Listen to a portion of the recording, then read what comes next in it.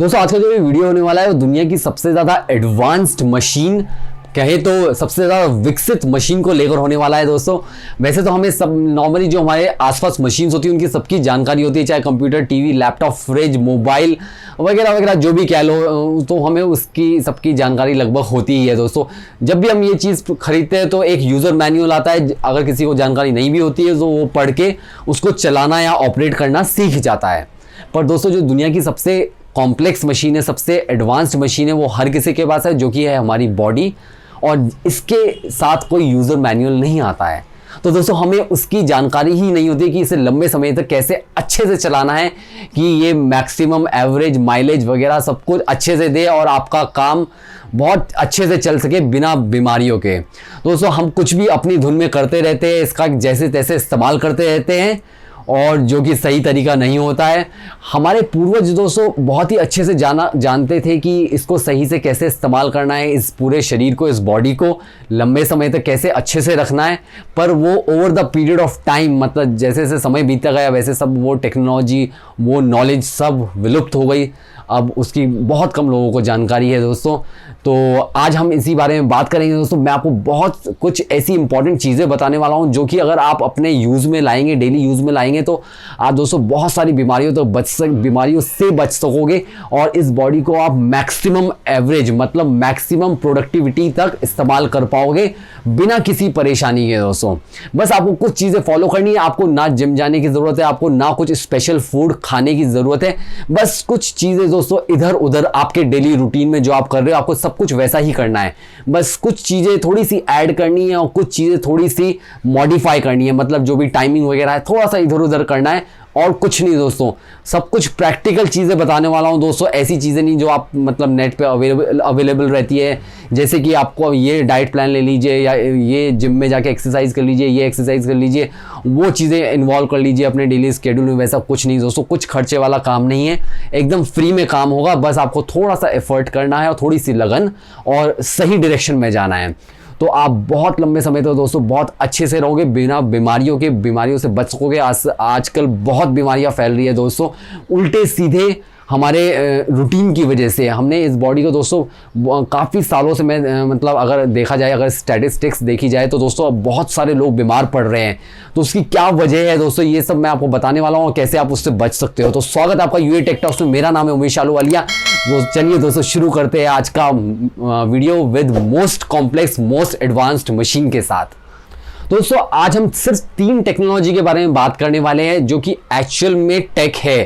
तो उसके बेसिस पे दोस्तों आपकी पूरी ज़िंदगी निर्भर है। अगर आप उन चीज़ों को ठीक कर लोगे तो आप बहुत अच्छे से जी पाओगे विद अ हेल्दी लाइफस्टाइल। दोस्तों पहली जो कैटेगरी है वो है दोस्तों फूड टेक, दूसरी है वर्कआउट टेक और तीसरा है लाइफस्टाइल टेक। मैंने इनको टेक इसलिए दिया क्योंकि दोस्तों ये एक्चुअल में अगर आप ध्यान से देखने जाओ तो ये टेक्नोलॉजी ही है।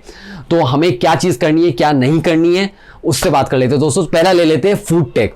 तो दोस्तों आपको खाने की टेक्नोलॉजी से अगर बात करें तो दोस्तों मैं आपको कुछ रूटीन बताने वाला हूँ, कुछ चीज़ें बताने वाला हूँ जो कि आपकी करनी है और कुछ चीज़ें नहीं करनी। तो चलिए उससे ले लेते हैं आपको क्या चीज़ें नहीं करनी है, पहले उससे शुरू कर लेते हैं।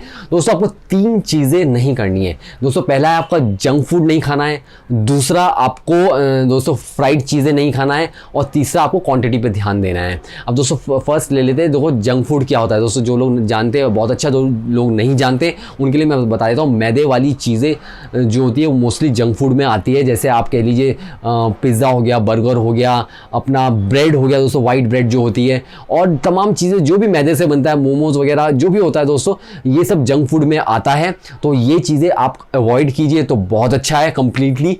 अगर आप कंप्लीटली अवॉइड नहीं कर सकते तो उसको कम से कम मात्रा में लीजिए, ज़्यादा मत लीजिए, कभी कभार ले लीजिए फिर भी चल जाएगा। वैसे तो बेस्ट है कंप्लीटली अवॉइड कर दीजिए। दूसरा ले लेते हैं दोस्तों, दूसरा होता है फ्राइड फूड। अब फ्राइड दोस्तों होता है तला हुआ। अब इसमें भी दोस्तों 3-4 अलग अलग चीज़ें होती है कि आप कौन से तेल में तल रहे हो अपना जो भी फूड होता है। दोस्तों फूड बहुत सारे, सब नाम लेके डिस्कस नहीं करेंगे, बहुत लंबा टाइम हो जाएगा।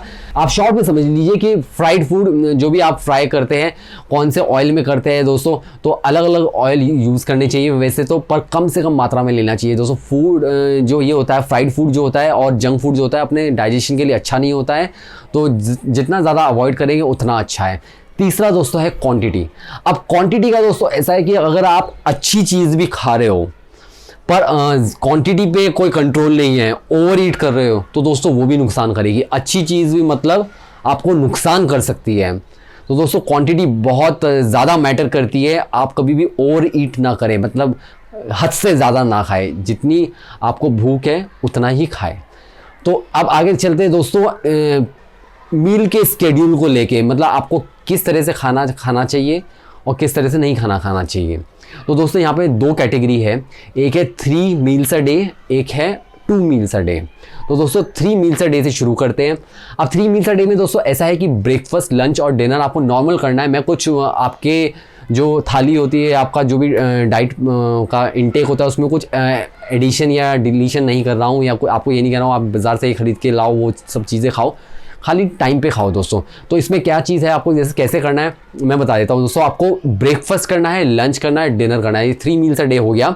और ये मैं तब सोच के कह रहा हूँ कि जब आप सुबह ब्रेकफास्ट से पहले समझिए 7:30 बजे के आसपास आप चाय दूध जो भी लेते हैं, और शाम को 4-5 बजे अगर चाय दूध वगैरह जो भी लेते हैं, तो वो सेपरेट हो गया। फिलहाल मील से मतलब है ब्रेकफास्ट, लंच, डिनर। चाय दूध से याद आया दोस्तों, अगर हो सके तो चाय किसी काम नहीं आती है, सिर्फ तलब वाली बात होती है। तो चाय को हो सके तो कम्प्लीटली अवॉइड कीजिए, दूध लीजिए उसकी जगह और कुछ ले लीजिए, चाय कॉफ़ी मत लीजिए। खैर मील्स पे आ जाते हैं दोस्तों। तो ब्रेकफास्ट आपको लेना है 8 से 10 के बीच में दोस्तों, लंच आपको लेना है 1 से 2 के बीच में, और डिनर आपको करना है 7 से 8 के बीच में।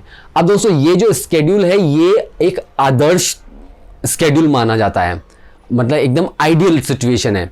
अब आपका क्या रूटीन है मुझे नहीं पता है, तो आप अपने रूटीन के हिसाब से इसको थोड़ा बहुत आगे पीछे कर सकते हैं। जैसे आप 8 बजे ब्रेकफास्ट ना करके 9 बजे कर लीजिए या 10 बजे कर लीजिए। फिर उसी हिसाब से अगर आपने 10 बजे ब्रेकफास्ट किया है तो दोस्तों आपका जो लंच होगा वो 1 बजे नहीं होगा, फिर वो 2 बजे होगा। और शाम का आप देख लीजिए दोस्तों। तो कहने का मतलब क्या है कि हर मील के बीच में 4 घंटे का गैप दोस्तों होना ही चाहिए। 4 घंटा मस्ट है, क्योंकि आपका बॉडी को डाइजेस्ट करने के लिए अच्छे से इतना मिनिमम टाइम चाहिए। तो दोस्तों वो आप अपने हिसाब से देख लीजिएगा कि क्या है। मैं और एक चीज़ और बता देता हूँ कि आपका, मैं ये स्लीप का स्केड्यूल ये समझ के ये सब चीज़ें बता रहा हूँ कि आप रात को 10 बजे से लेकर सुबह 6 बजे तक के बीच में सोते हैं, 6 से 8 घंटे की स्लीप लेते हैं। तो वो हिसाब से मैं आपको ये सब प्लान्स बता रहा हूँ, ये डाइट का जो भी है। तो एक आम आदमी को नॉर्मली दोस्तों 6 से 8 घंटे की स्लीप नींद लेना बहुत ज़रूरी है। अगर आप इससे कम 8 से ज़्यादा सो रहे हैं या 6 से कम सो रहे हैं तो अच्छी बात नहीं है। ज़्यादा सोना भी अच्छा नहीं है और कम सोना भी अच्छा नहीं है। तो मिनिमम 6 घंटा और ज़्यादा से ज़्यादा 8 घंटा। अगर उससे ज़्यादा आपको नींद आ रही है तो एक बार आप चेकअप करा लीजिए, क्योंकि अनलेस अगर आप कोई एक स्ट्रीनियस जिसे बोलते हैं दोस्तों, एकदम कठिन परिश्रम वाला, हार्डवर्क वाला कोई काम ना कर रहे हो, जैसे कुछ लोग लेबर का काम करते हैं, तो कुछ लोग स्पोर्ट्स में वगैरह या और चीज़ों में इतना इंटेंस काम करते हैं कि उनको नींद ज़्यादा लेनी ज़रूरी हो जाती है। तो वो एक एक्सेप्शन है, मैं उसकी बात नहीं कर रहा हूँ। यहाँ पे जो मैं बात कर रहा हूँ दोस्तों, सब एक स्टैंडर्ड नॉर्मल आदमी जो होता है, सब चीज़ें मैं उसके हिसाब से बता रहा हूँ कि जो एक सुबह उठता है, अपना खाना खाता है, ऑफिस जाता है, वापस आता है, कुछ काम करता है, फिर खाना खा के सो जाता है, नॉर्मल आदमी दोस्तों, कुछ ऐसा एक्स्ट्रा वर्क नहीं, ठीक है। तो उस हिसाब से मैं ये सब आपको स्केड्यूल बता रहा हूँ। तो दोस्तों ये तो हो गया 3 मील्स अ डे। अब आ जाते हैं दोस्तों 2 मील्स अ डे पे। दोस्तों अगर आपकी उम्र 40 है या उससे ऊपर है तो बेस्ट स्केड्यूल है ये 2 मील्स अ डे दोस्तों। इसमें आपका डाइजेशन इतना अच्छा हो जाता है कि आप दोस्तों मतलब फिट रहते हो, बीमार बहुत कम पड़ोगे आप। तो दोस्तों इसका ध्यान रखिएगा। अब ये कैसे है, तो आपको दोस्तों जो ब्रेकफास्ट है वो मतलब आपने सुबह को आप उठे 6 बजे उठे, आपने 7:30-8 बजे तक अपना चाय दूध वूध पिया, तो नाश्ता जो है दोस्तों आपको ब्रेकफास्ट जो है वो आपको 10 से 11 के बीच में कर लेना है। और उसके शाम का जो डिनर है वो आपको 7 से 8 के बीच में करना है। लंच आपको स्किप करना है, लंच नहीं लेना है। बीच में सुबह मतलब 11 से लेकर शाम को 7 के बीच में आप कुछ लिक्विड डाइट ले सकते हैं, जूस ले सकते हैं, अपना छाछ होता है वो ले सकते हैं, या कुछ और ले सकते हैं। पर ऐसा सॉलिड फ्रूट्स वगैरह भी थोड़ा बहुत चल जाता है दोस्तों, पर ऐसा कुछ खाने जैसा आपको काम नहीं करना है, वो सब चीज़ें नहीं लेनी है। अब दोस्तों आपको ये तो मतलब बहुत सिंपल चीज़ें है दोस्तों, कोई ज़्यादा मतलब कॉम्प्लेक्स नहीं है ये। मेरे ख्याल से 3 मील्स अ डे या 2 मील्स अ डे कोई भी अगर चाहे तो कर सकता है आराम से। कुछ इसमें ऐसा आपको अलग से मैनेज नहीं करना है, अलग से कोई चीज़ नहीं लेनी है। जो भी आपके घर में अवेलेबल है वो आप नॉर्मल खाना खा सकते हो, कोई दिक्कत नहीं है दोस्तों। अब आ जाते हैं दोस्तों, आपको क्या खाना खाना चाहिए आइडली। तो आपको दोस्तों कार्ब्स और प्रोटीन का एक बैलेंस लेना चाहिए। दिन में आप जितना कार्ब्स मतलब कार्बोहाइड्रेट, अब मैं बता देता हूँ कौन सी चीज़ों में कार्बोहाइड्रेट होता है, तो वो चीज़ें आपको दिन में ले लेनी चाहिए, ब्रेकफास्ट लंच में ले लेनी चाहिए अगर 3 मील्स अ डे है तो। और अगर आप प्रोटीन का माने तो प्रोटीन शाम को अगर लेंगे तो अच्छा है, वैसे मॉर्निंग में भी ले सकते हैं, कोई दिक्कत वाली बात नहीं है। पर कार्ब्स जो है, कार्बोहाइड्रेट जो है वो शाम में कम रखिए। कार्बोहाइड्रेट किस में होता है दोस्तों, जैसे आपका राइस हो गया, चपाती हो गया, आपका दलिया हो गया दोस्तों, ये सब चीज़ों में कार्बोहाइड्रेट होता है। और भी काफ़ी सारी चीज़ें होती है दोस्तों, फल वगैरह, बनाना वगैरह वगैरह, बहुत सारी चीज़ें होती है जिनमें कार्बोहाइड्रेट होता है। वो आप नेट पे देख सकते हैं कौन कौन सी चीज़ों में कार्बोहाइड्रेट होता है, पर ये बेसिक चीज़ें हैं जिनमें कार्बोहाइड्रेट होता है। तो ये टाइप की चीज़ें आपको दिन में लेंगे तो बहुत अच्छा है। रात को आपकी कोई एक्टिविटी नहीं होती, आप कुछ काम नहीं करते हो, तो दोस्तों वो डाइजेस्ट नहीं हो पाता है उतनी अच्छी तरीके से।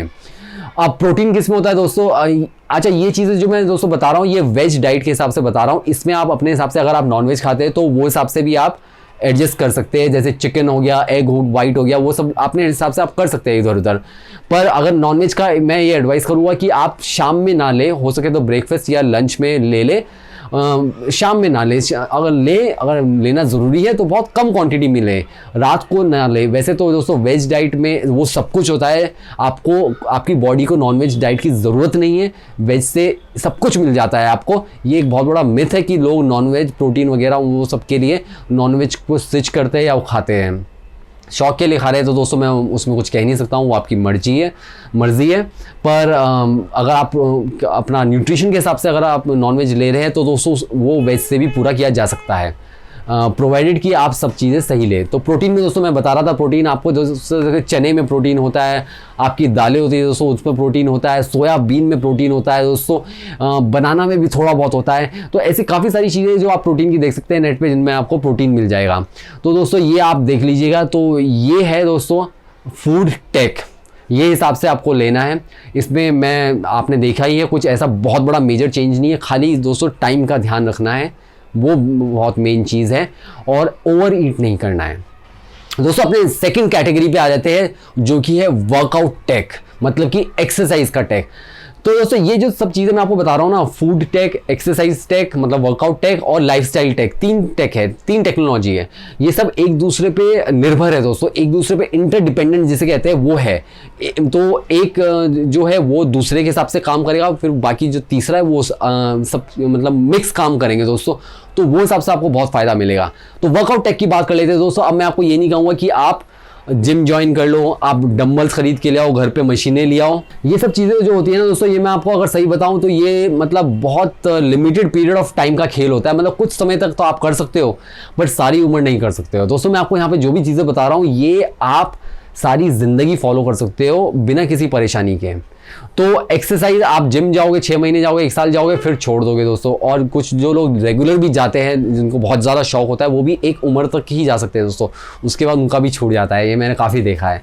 तो दोस्तों आपको वो सब नहीं करना है, आपको बहुत सिंपल चीज़ें जो मैं बता रहा हूँ वो कर लेंगे तो बहुत अच्छा है। अगर किसी को बॉडी बिल्डिंग नहीं करनी है तो वो हिसाब से सिर्फ नॉर्मल अच्छा हेल्दी लाइफस्टाइल जीना है तो वो हिसाब से आपको बहुत अच्छा रहेगा।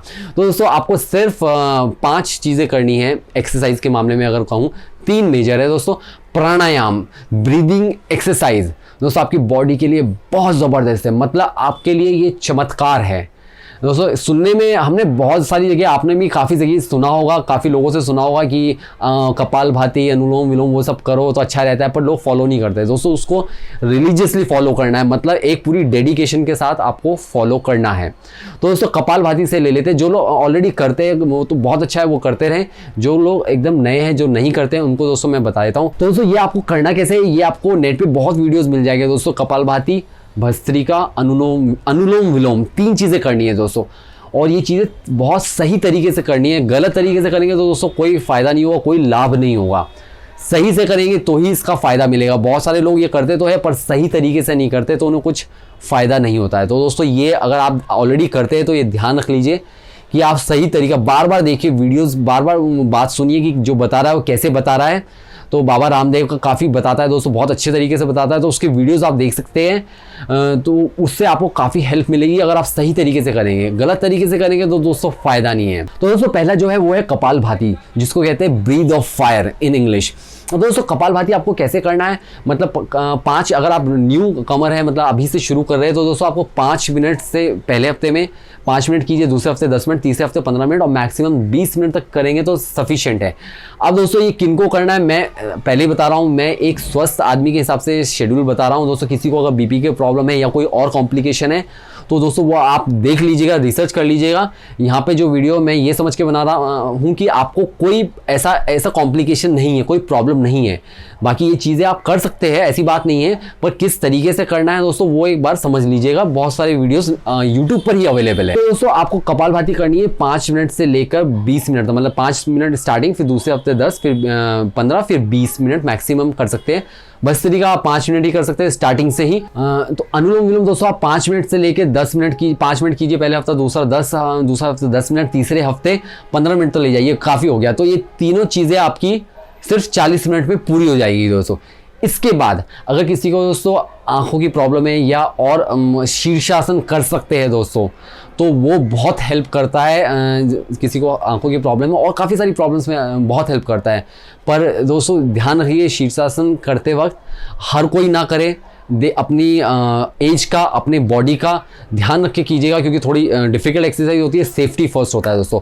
किसी को बॉडी बिल्डिंग का शौक है, थोड़ा बॉडी वगैरह बनानी है घर में ही, तो सूर्य नमस्कार कर सकते हैं दोस्तों। इसके भी काफ़ी सारे वीडियोज़ अवेलेबल है, दोनों के, शीर्षासन और सूर्य नमस्कार के, किसको करना चाहिए किसको नहीं करना चाहिए, तो YouTube पे वो देख के आप कर सकते हैं दोस्तों।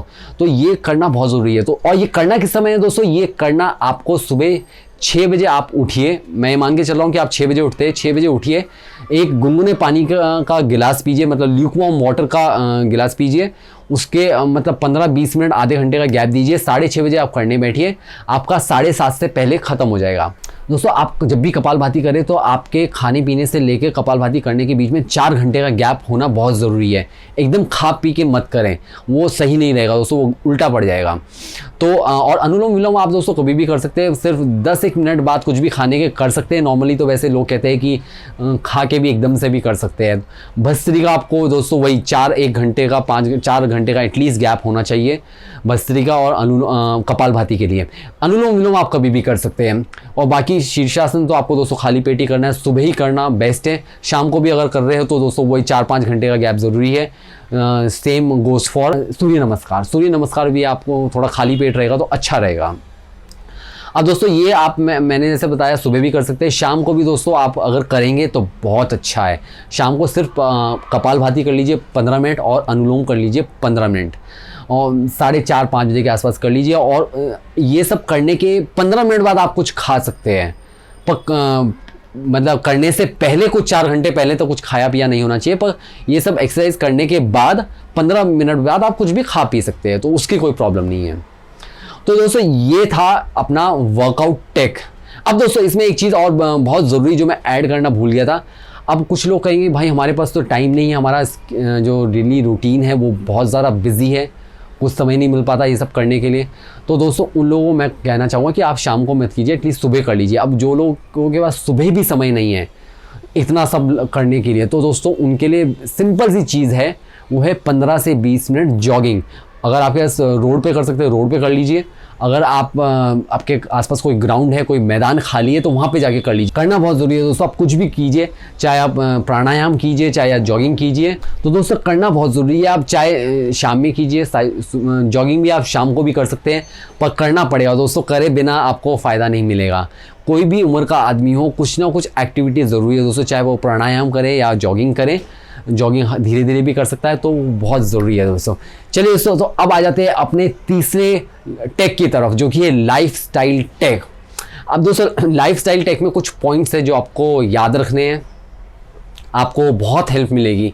इसमें सबसे पहला पॉइंट जो दोस्तों मैंने रखा है वो है आपको 6 से 8 घंटा सोना बहुत ज़रूरी है दोस्तों। जो लोग नहीं सोते उनके हार्ट पे असर पड़ता है। अब जिन लोगों का दोस्तों रात में काम ऐसा है कि वो जागना ही है, उनका तो मैं कुछ नहीं कह सकता हूँ दोस्तों, उनकी अपनी प्रायोरिटी है, उन्होंने अपना चुना हुआ है जो भी उनका उद्देश्य है।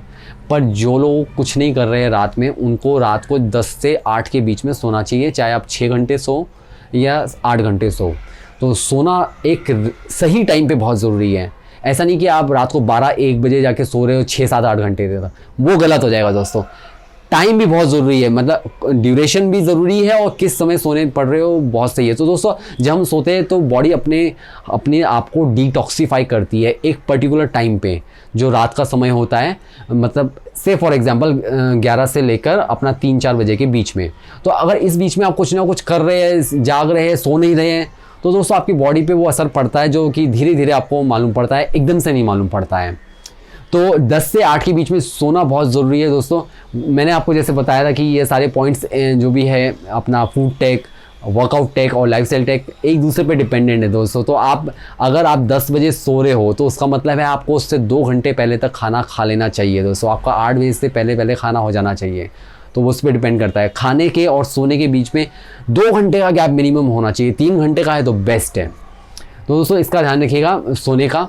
और इसमें दूसरा पॉइंट जो है दोस्तों वो है क्वांटिटी। दोस्तों हम में से काफ़ी सारे लोग मतलब ऐसे खा लेते हैं यार, कुछ मतलब होता नहीं है, ज़बरदस्ती खा लेते हैं। ये कभी नहीं करना है। जब आपको भूख लगे आप तभी खाना खाओ। अगर आपको भूख नहीं है तो आप मत खाओ, वेट कर लो थोड़ा। भूख लगना चाहिए दोस्तों, बॉडी खुद से डिमांड करनी चाहिए कि हम उसको फूड चाहिए। अगर आप ज़बरदस्ती उसमें ठूसोगे तो वो आपको फ़ायदे की जगह नुकसान पहुँचाएगा। और इसमें एक बहुत बड़ी बात दोस्तों ये है कि आप जो खाते हो ना दोस्तों, इससे पहले मैं आपको ये बता देता हूँ कि एक रिसर्च है, उसके मुताबिक दोस्तों कुछ डॉक्टर्स भी बताते हैं कि आप जो कैंसर की जो मेन वजह होती है दोस्तों, वो आप में से काफ़ी सारे लोग जानते हैं, जो ट्यूमर की वजह से होती है। जो आपके सेल्स डीके हो जाते हैं और इम्यून सिस्टम ख़त्म नहीं कर पाता है, तो कुछ रह जाते हैं जो सेल्स, वो ट्यूमर में कन्वर्ट हो जाते हैं। और सेल्स दोस्तों मतलब ज़्यादा कब बनते हैं, जब आप बहुत ज़्यादा खाते हो दोस्तों, तो बॉडी जो है उसके ऊपर दबाव पड़ता है, प्रेशर पड़ता है, तो वो नए सेल्स बनाती है। उसके लिए उसको डाइजेस्ट करने के लिए तो ज़्यादा सेल्स बनाती है। मतलब नॉर्मली सेल्स तो बनते हैं और शेड भी होते हैं, मतलब बनते हैं और ख़त्म होते हैं। पर जब आप ज़्यादा खाते हो तो बॉडी पे जोर पड़ता है, तो और ज़्यादा बनाती है। तो उस प्रोसेस में दोस्तों जब सेल्स टूट जाते हैं, जिनको इम्यून सिस्टम ख़त्म नहीं कर पाता है, कुछ रह जाते हैं, तो वो ट्यूमर में कन्वर्ट हो जाते हैं, तो जो कि आगे चल के कैंसर बन जाता है। तो दोस्तों आप कितनी क्वांटिटी ले रहे हो वो बहुत डिपेंड करता है दोस्तों। आपको कभी भी, आपको मैं सिंपल एग्जांपल दूँ, आपको अगर भूख लगे तो आप समझिए ये एक गिलास पानी का है, तो आपको दोस्तों यहाँ तक, नीचे से लेकर यहाँ तक खाना है। ये ऊपर तक नहीं खाना है दोस्तों, मतलब आपको पूरा पेट भर के नहीं खाना है। आप जब भी खाओ, कुछ भी खाना खाओ, तो थोड़ा भूख छोड़ के खाओ, कि मतलब आप जब खाना खाने बैठो तब भी भूखे रहो, और जब खाने की प्लेट छोड़ के उठो तब भी थोड़े से भूखे रहो दोस्तों। गले तक भर के नहीं खाना है खाना, बेसिकली कहने का मतलब ये है। वो बहुत अच्छा रहेगा दोस्तों आपकी बॉडी के लिए। अगर आप पेट भर भर के खाते रहोगे हमेशा, तो दोस्तों आपकी बॉडी पे बहुत एक्सेस प्रेशर पड़ता है, जो कि अच्छा नहीं होता है। मैंने आपको समझा दिया अभी एग्जाम्पल देके दोस्तों, कैंसर वाला। तो आप जो भी खाओ दोस्तों, ज़्यादा दालें नहीं खानी चाहिए। हमें मोस्टली सब्जियां, वेजिटेबल्स ज़्यादा इस्तेमाल करनी चाहिए। दालों को ज़्यादा से ज़्यादा अवॉइड करें तो अच्छा है। थोड़ा बहुत प्रोटीन के लिए खाएं तो वो ठीक है, पर अपने डेली दालें नहीं खानी चाहिए दोस्तों, कहने का मतलब वो है। दोस्तों तीसरा पॉइंट ले लेते हैं। तीसरा है दोस्तों, आपको कभी भी, मतलब एक आइडियल अगर मैं सिनेरियो बनाऊं तो उसमें आपको कभी भी पैकेज्ड फूड एंड बेवरेजेस नहीं लेने हैं। जो पैक किए हुए डिब्बे में आपको खाना मिलता है या जूसेस मिलते हैं, वो नहीं लेने दोस्तों। बहुत ख़राब है, बहुत ख़राब होते हैं वो। जो लोग एडवर्टाइजमेंट करते हैं टीवी पर, ये जूस इसके लिए अच्छा है, इसमें ये है, सब बकवास होता है दोस्तों। किसी की बात में मत आइए। उन्हें सिर्फ अपने पैसे बनाने होते हैं, अपना बिजनेस चलाना होता है, किसी की हेल्थ से कोई मतलब नहीं होता है। पैक्ड जो आइटम होता है वो कभी भी अच्छा नहीं होता है। उसको हमेशा अगर पॉसिबल हो तो अवॉइड कीजिए, या फिर बहुत कम से कम क्वांटिटी में लीजिए, क्योंकि जितना भी आप ले रहे हो ख़राब तो है ही वो दोस्तों। जूस में शुगर होता है दोस्तों, और पैक्ड जो फूड होता है वो अच्छा नहीं होता है आपके हेल्थ के लिए, आपकी बॉडी के लिए। तो उसको अवॉइड कीजिए। उससे अच्छा आप बाज़ार जाके, मार्केट में कोई आपको दुकान मिलेगा जूस वाले का, वहाँ से जाके जूस पी सकते हैं दोस्तों। कुछ खाना हो तो वहीं से खा सकते हैं, फ्रेश हो। पर कहने का मतलब ये है, पैक्ड ना हो। पैक्ड को जितना ज़्यादा हो अवॉइड कर सकते हैं दोस्तों। अब एक चीज़ दोस्तों यहाँ पे ये है कि आप जब भी, मैंने जैसे बताया था, जो भी आपको फूड के रिलेटेड आपको टाइमिंग बताया था, तो कुछ लोग क्या करते हैं दोस्तों, आज ब्रेकफास्ट कर रहे हैं 8 बजे, कल करेंगे 10 बजे, परसों 11 बजे और उसके बाद करेंगे 6 बजे सुबह। तो ऐसा उल्टे सीधे टाइम, मतलब एक फिक्स टाइम नहीं है, कभी भी कुछ भी करते हैं दोस्तों। तो ऐसा नहीं करना है, आप रोज़ सेम टाइम पे सेम चीज़ कीजिए। ब्रेकफास्ट कर रहे हैं तो एक 9 बजे कर रहे हैं तो आप 9:30 कर लीजिए कल को। आप आधा पौने घंटे का इधर उधर चल जाता है दोस्तों। पर ऐसा नहीं है कि आप 9 बजे कर रहे हैं तो फिर कल को 11 और या फिर परसों को आप सुबह 7:30 बजे या 7 बजे ऐसे कर रहे हैं, 2-3 घंटे के गैप पे कर रहे हैं। ऐसे नहीं दोस्तों, रोज़ एक ही टाइम पे ब्रेकफास्ट कीजिए, लंच कीजिए और डिनर कीजिए। एक टाइम बांध लीजिए कि 1 से 2 के बीच में मैंने लंच करना है और 7 से 8 के बीच में मैंने डिनर करना है। थोड़ा बहुत वेरी हो सकता है, वो कोई प्रॉब्लम नहीं है। ये बहुत दोस्तों पैनक्रियास को इससे बहुत इफेक्ट करता है। अगर आप ये बदल के रूटीन बदल के अगर जो टाइमिंग का गैप दे के आप ये करते हैं, ब्रेकफास्ट लंच डिनर कुछ भी करते हैं, तो उससे पैनक्रियास पे काफ़ी असर पड़ता है दोस्तों, जो कि आपको मालूम ही होगा डायबिटीज़ के लिए सही नहीं, मतलब डायबिटीज़ हो जाता है अगर पैनक्रियास ख़राब हो जाए तो दोस्तों ये चीज़ आप ध्यान रखिएगा। और दोस्तों लास्ट पॉइंट जो मैंने रखा है वो है दोस्तों, आपको जब भी सीज़न बदलता है तो उसमें आपको मतलब एक बार फास्ट ज़रूर करना चाहिए। समझिए आपके 4 सीज़न है अगर एक साल में मान लीजिए, तो आपको 4 बार फास्ट करना एकदम आइडियल है। अगर आप 4 बार फास्ट नहीं कर सकते तो एटलीस्ट 2 बार तो दोस्तों साल में फास्ट ज़रूर कीजिए। आपकी बॉडी की सर्विसिंग हो जाती है। हम गाड़ी कोई चलाते हैं तो उसकी सर्विस के लिए तो हम लेके ही जाते हैं ना दोस्तों, उसको बराबर इस्तेमाल करते हैं, तो उसको साल में 1 या 2 बार सर्विस कराते हैं। तो सेम केस आपका बॉडी के साथ है, आपकी बॉडी को सर्विसिंग की ज़रूरत है। जब आप फास्ट करते हैं दोस्तों, आपकी बॉडी जो है खुद की सर्विसिंग कर लेती है। तो फास्टिंग अच्छा होता है, बुरा नहीं होता है। और फास्ट भी करें तो ऐसा नहीं कि जब फास्ट करें तो तमाम दुनिया भर का सामान खा रहे हैं, भले ही वो फल वगैरह हो वैसा नहीं दोस्तों। थोड़ा थोड़ा खाना है, फल भी खा रहे हैं तो थोड़ा थोड़ा खाना है। और बदलते सीज़न से मतलब सीज़न बदलने वाला हो उससे जस्ट पहले एक बार फास्ट कर लीजिए, तो आप बीमार भी नहीं पड़ोगे सीज़न चेंज होने की वजह से। तो दोस्तों उम्मीद करता हूँ ये सब चीज़ें आप अगर फॉलो करोगे अच्छे से तो आपको दोस्तों बहुत लंबे समय तक जियोगे और आपको बीमारियां जो है वो कम से कम मतलब नहीं भी होगी। अगर आपने वर्कआउट टेक वाला दोस्तों फॉलो किया अच्छे से दोस्तों, बहुत हाई चांसेस है कि आपको कोई भी बीमारी नहीं होगी, कोई भी बीमारी नहीं होगी दोस्तों। अनुलोम विलोम, कपालभाति, भस्त्रिका और थोड़ी बहुत एक्सरसाइज अगर पॉसिबल हो तो, वरना तो आप ये 3 चीज़ भी कर लेंगे तो बहुत है दोस्तों। अच्छे से करना है। जिन लोगों को कुछ ऑलरेडी अब ये है बीमारी है तो वो थोड़ा देख लीजिए कैसे करना है, कुछ मतलब सेफ्टी के साथ कीजिए, सेफ्टी फर्स्ट होनी चाहिए दोस्तों। पर करे बिना नहीं होगा दोस्तों। उम्मीद करता हूं आपको ये वीडियो पसंद आया रहेगा। बहुत जल्द मिलते हैं एक दूसरे वीडियो में, तब तक के लिए stay tuned to UA tech talks. जय हिंद।